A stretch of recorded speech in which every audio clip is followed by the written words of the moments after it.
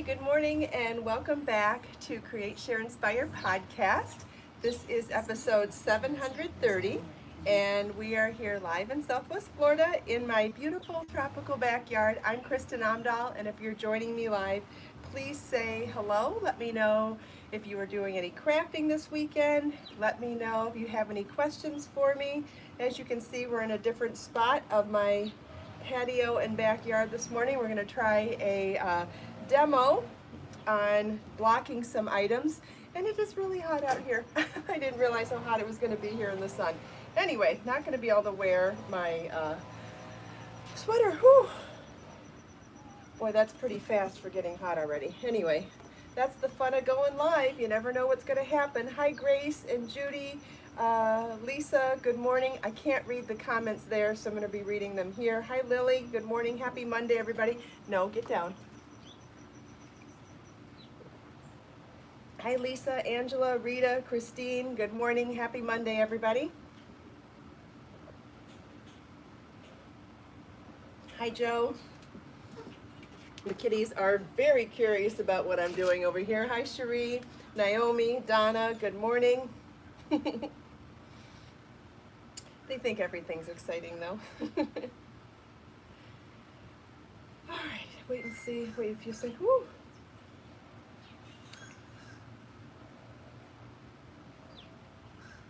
Yeah, we had some curious kitties for a minute, but I told them no, so they left. But fine. Hi, Joyce. Good morning. Hi, Diane. Yes, I had an assistant, but I wouldn't let him go near the water, so he left. Hi, Kimberly. Good morning. Well, note to self, if I do this demo again, I'll do it somewhere in the shade next time. It's too much work to move it now. Cherie finished her Selma cardigan. That's wonderful. Yay. Hi, Sharon. Hi, Val. Good morning. Yeah, so I feel like the overwhelming response or request for the first blocking tutorial was something that's three-dimensional, something that doesn't just lay flat. So when we do something like a shawl or a scarf that's just one layer, it's pretty easy to just lay it flat and it dries quickly. The thing is, doing something that's three-dimensional, like a cowl or a sweater, can be just as easy to do. You can lay them flat to dry as well, but I'll show you a couple of ways that you can dry them anyway. And Christine's working on the Brandy cardigan. That's awesome. Good. Hi, Pat. Good morning. Hi, Lorraine. Hi, Judy.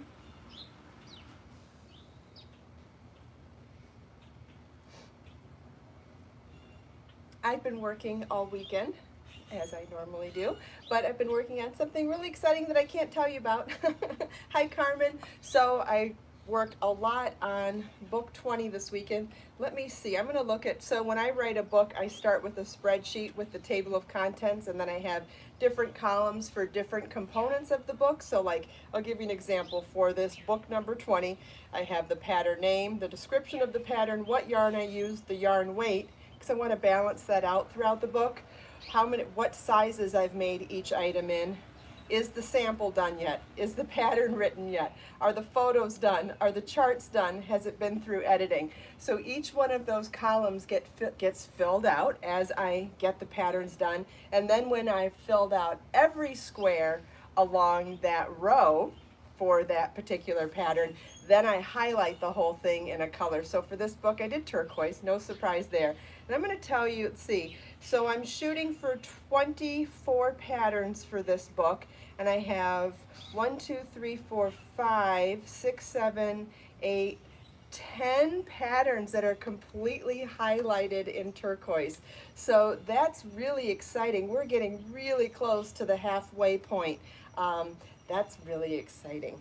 Hi, Jackie. Hi, Thea. Good morning. Hi, Debbie. Hi, Judy. Thanks for sharing the link. So today we're going to be doing our first live demonstration tutorial with Be So Clean, my brand new non-toxic all-natural soap.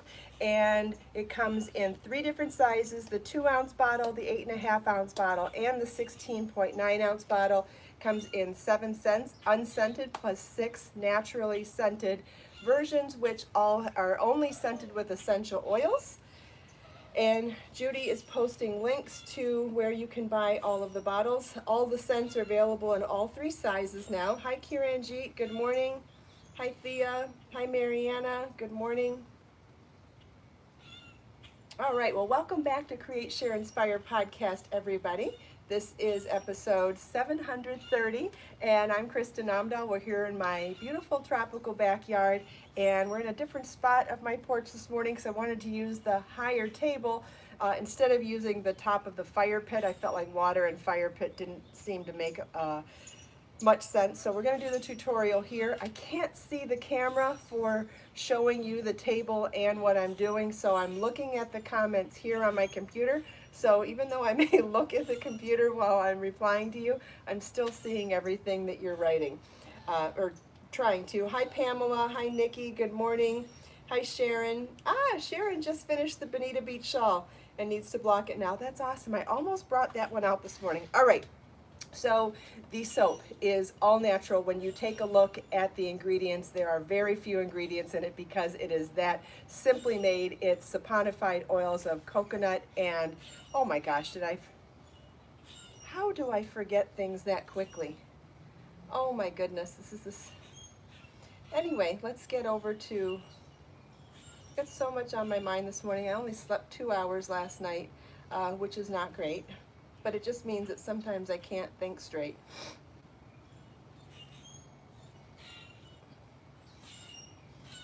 Let me find the ingredients. They're right on the bottle. Okay, so it's certified organic, saponified oils of sunflower and coconut. I wanted to say sunflower and I second guessed myself. Do you ever do that? Like, I remember even in elementary school learning the word couch, C-O-U-C-H. I used to second guess myself all the time. That can't possibly be the word couch. And ever since then, I feel like there's just something every now and again that the brain just doesn't want to pick up on. I remember when in text talk, remember when people started using the letters for words like LOL for laugh out loud? When my friends started using IKR for I know, right? I know, right? It took me at least 6 months for my brain to process what it meant. Every time someone would use it, I'd say, I forget what that means. Can you tell me again? So anyway, every now and again, there's something that just blocks your mind from something. Joe, happens to you all the time too. It just happens sometimes. Anyway, so the base of the soap is saponified oils of certified organic, saponified oils of coconut and sunflower, water, certified organic, vegetable glycerin, and rosemary extract. Rosemary extract is scentless. It is not an essential oil. It is an all-natural preservative.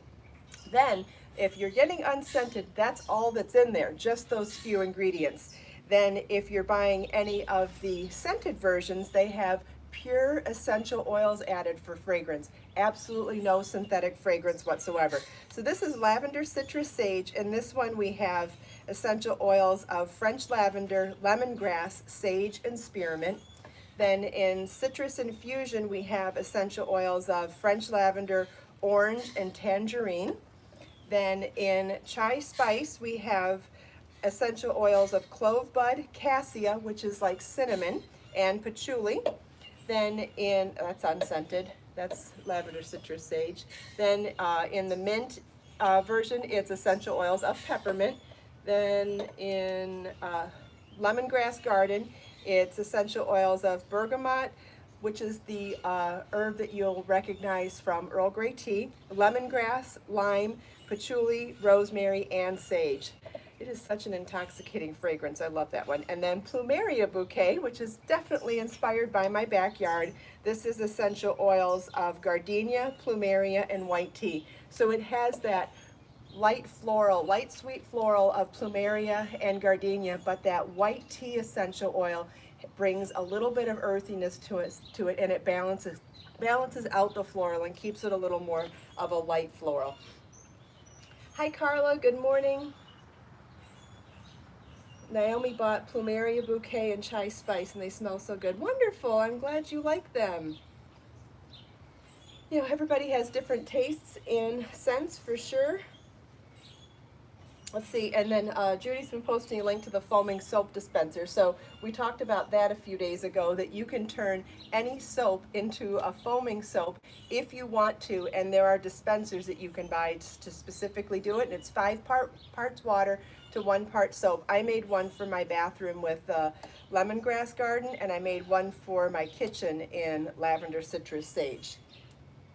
Cherie loves the Plumeria. Wonderful, I'm so glad. So the other benefit of this soap is that it's highly concentrated. You don't need a lot. So I brought out 2 bowls here, which would be the equivalent of about a gallon of water, or using the sink in your bathroom. And you'll only need a half a teaspoon to do that. And I brought out some measuring spoons because in case you don't know what a half a teaspoon is, you may want to guess at it first. You may want to try it this way first before doing it, but afterwards you'll see that it really is just a little bit of a squirt. It is a small squirt only. I'm going to take the gasket seal.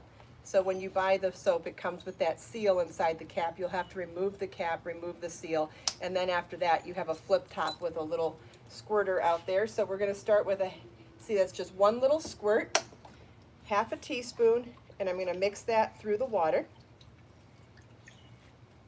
and drop my items in.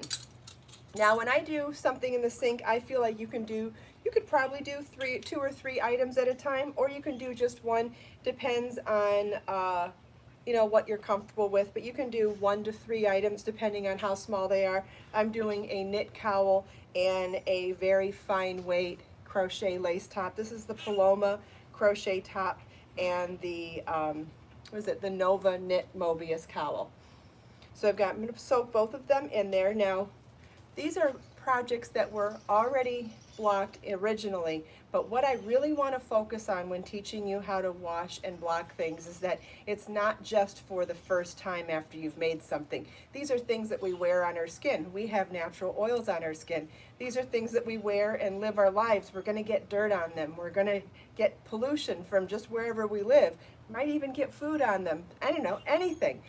Including, the more you wear something before you wash it, the more oils you're going to get on it, or makeup, or whatever else. So it's just part of life. We wash things that we wear.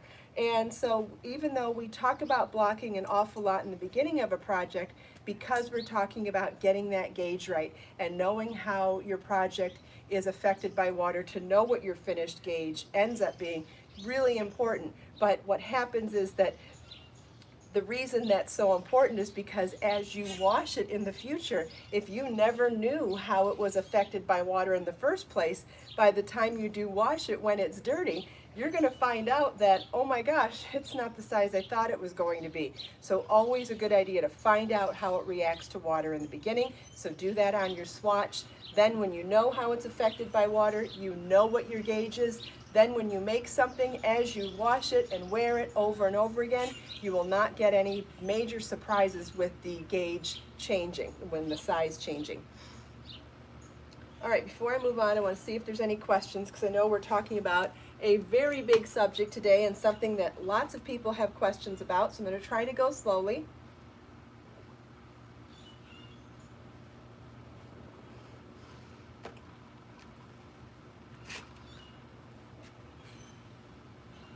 I made homemade bread this morning. I don't know if you've ever tried my homemade bread recipe before, but I made it this morning. Let me see if I can find the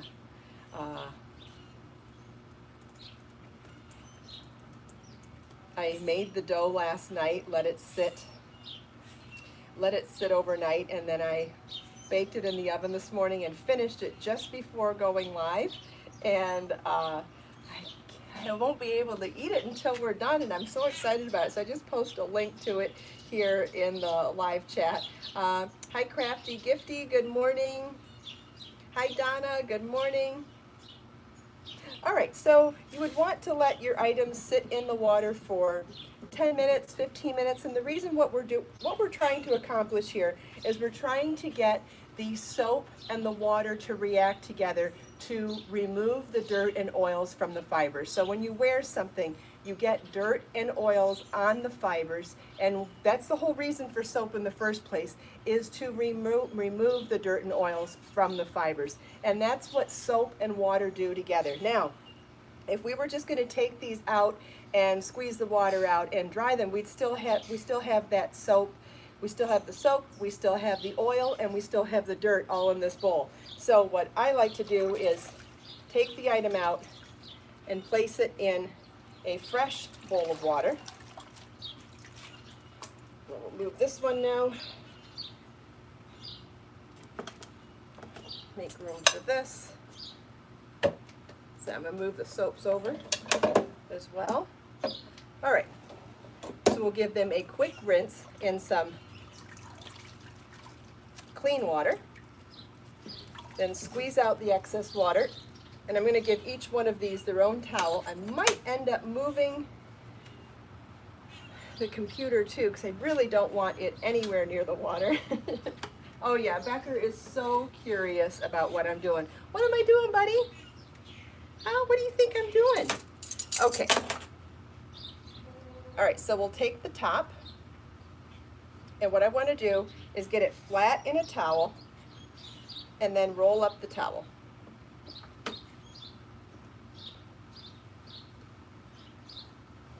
And I'll roll it up in the one direction, and then I'll roll it up in the second direction.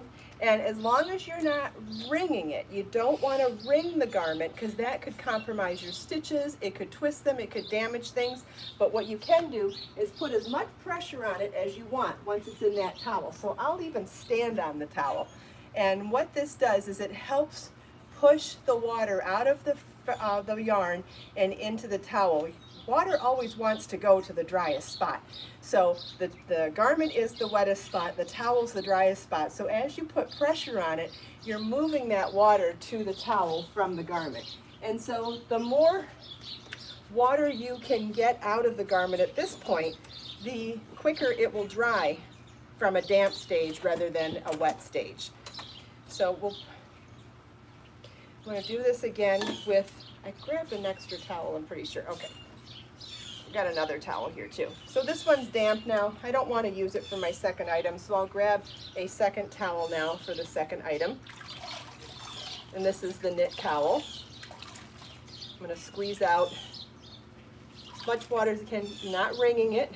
I know it's tempting to wring it, but if you wring it, you do run the risk of compromising your stitches, and that's not worth it. We've spent so much time and effort making it, no point in doing that now. So I'm going to roll it in the towel. Then roll the towel in the opposite direction, not opposite direction, but the other direction. Whoops. I dropped my water.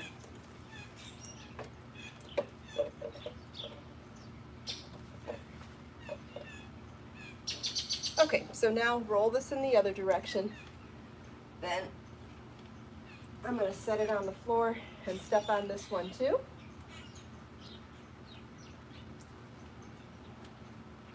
And that's the best way I know of to express as much water out of there as possible. Okay.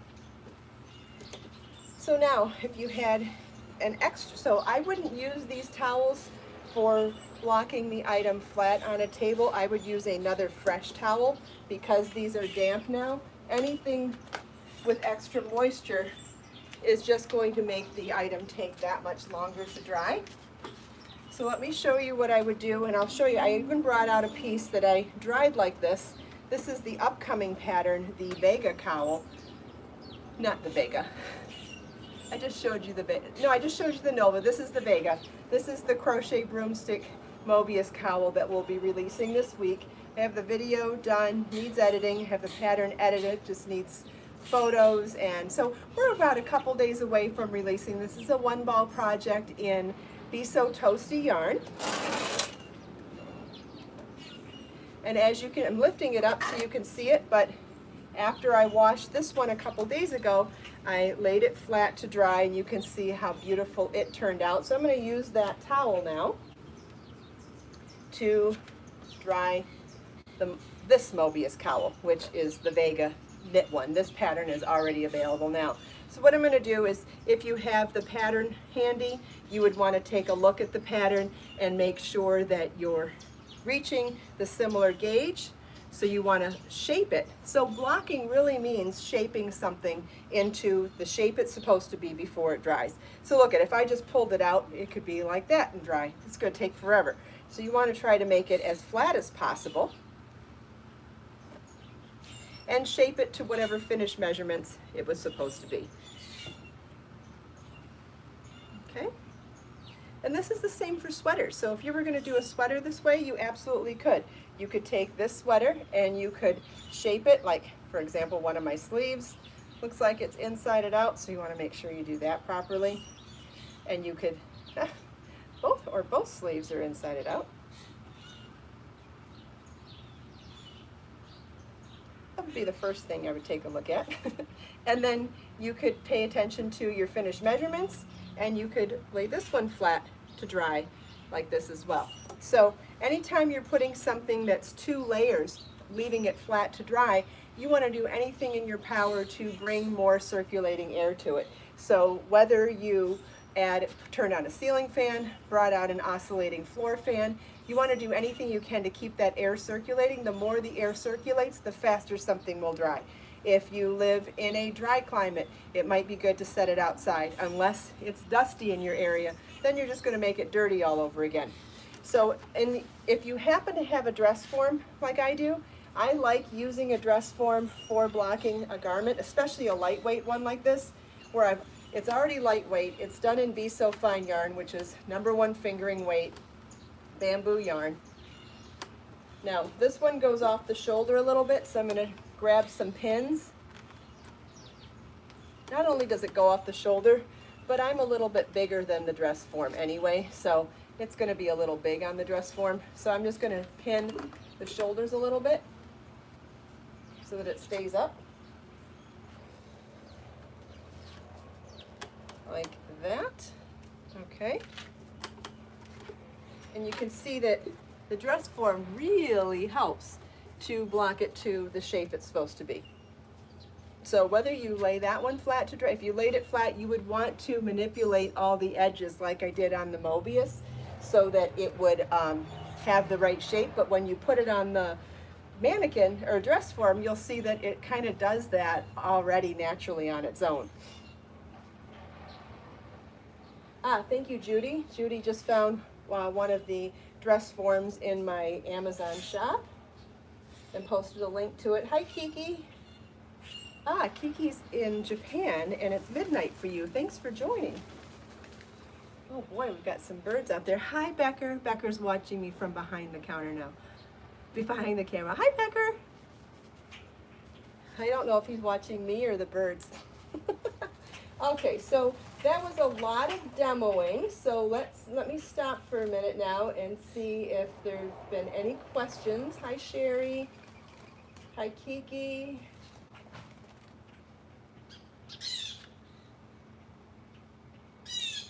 Yeah, the dress forms are great if you don't have one. They're especially the ones that you can pin in. If you're going to shop around, you want to make sure you find one that you can place pins in. See how I'm able to put the pin in and out? That's because underneath the fabric covering, there is some sort of foam underneath there.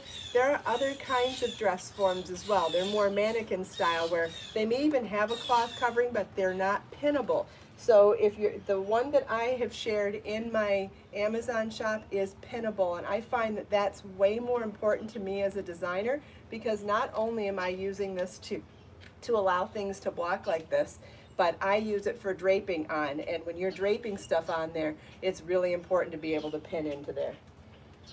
Oh, and Judy's also showing links to the blocking mats and blocking wires, which will be great for when we're talking about how to block shawls. We'll do that on another day, as long as everybody's happy with the general spot and the general information of blocking in here. So I'll wait to see what everybody's feedback is from today and see if you enjoy doing a blocking tutorial out here or if you prefer it somewhere else. Or, I mean, you know, I'm always open to feedback. So if this spot works, we'll end up doing live tutorials for other types of blocking in the very near future, including using the mats and using the blocking wires and pins to block shawls, because that's really important information too. Does the thickness of the yarn change the way it should be blocked? Not necessarily, Naomi. The thickness of the yarn determines how long it's going to take to dry. So the most important thing, in my opinion, is making sure you have enough circulating air. There are times when, if I'm doing something really thick, I may, what was I gonna say? I may put 2 fans on it. I may even do a ceiling fan and 2 circulating fans. It's really important to get that airflow going. So even if you, like, sometimes I'll drape something over a chair so that the air is flowing through it, because sitting flat right here, the air is not flowing through it either, right?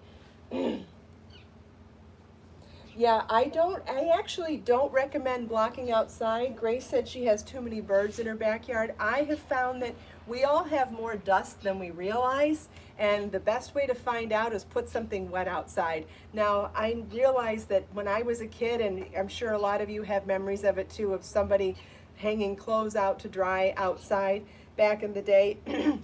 And it seems like that was a good idea, but anytime I've done it in the last few modern years, I feel like things come out dusty. And I don't know if it's from where I live, or if it's pollution, or if it's just a different aesthetic that I'm used to now. I'm not sure, but I find that things just turn out too dusty, and like Grace mentioned, you can't control birds or other animals coming around either.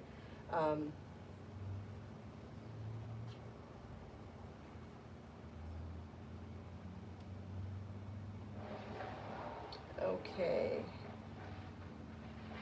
Yeah, it seems like a tempting and great idea, and honestly, I don't feel like the sun is a good idea for blocking anything anyway, especially not if you live somewhere really warm and tropical like I do. Sun bleaches everything. In fact, remember that lantern that we decorated a couple months ago in cobalt color in Be So Baby yarn?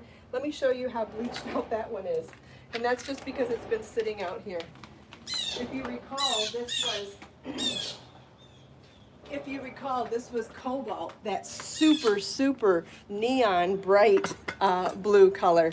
And look at how faded it is on top. It's more denim color up there.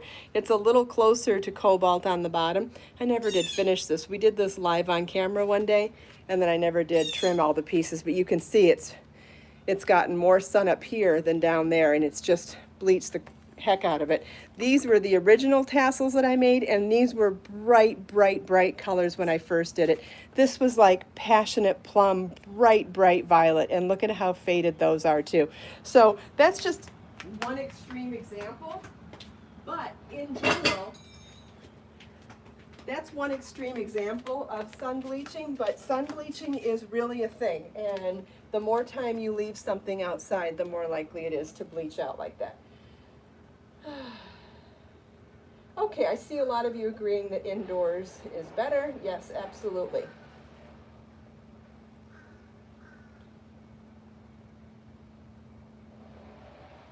Okay, all right, so timing. Timing for blocking something is going to depend on the temperature of the room, the amount of air circulating in the room, the thickness of the yarn, and maybe even the fiber content of your yarn too. Some fibers dry quicker than others, so you do want to pay attention to it. If especially when you're using some sort of circulating air, I like to leave it for several hours on one side and then flip the whole item over like that.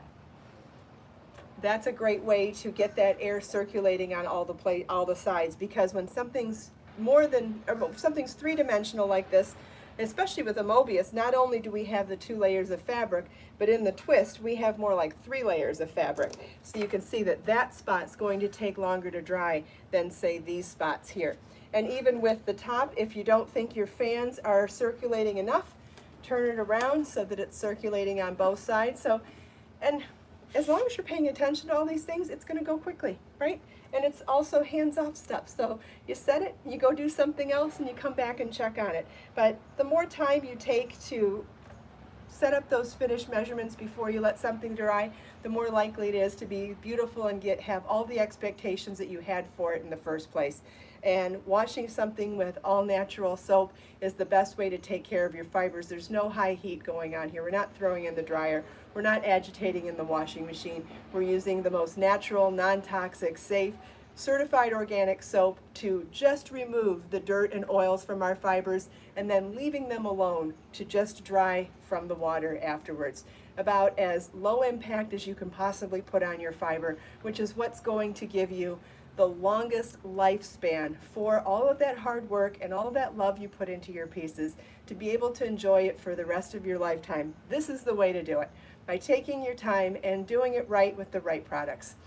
I hope you enjoyed this tutorial today. If you have any feedback for me, did you like where we did the podcast this morning? Did you like doing the tutorial outside? Were you able to see enough? Were you not able to see enough? Keep in mind that this is live, and an actual recorded tutorial is when I can do overhead shot stuff. I can't really do that live, but in general, let me know what you thought about this type of tutorial, and if you'd like me to do more. And if you'd like me to do more, what would you like to see differently next time? You know, I'm always open to your feedback.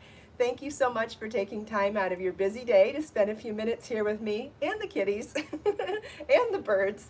If you enjoy the podcast, please give it a thumbs up. If you haven't already subscribed, you can subscribe down here in the corner, and that bell button next to the subscribe button will let you turn on notifications so you can be notified every time I do go live or upload a new video.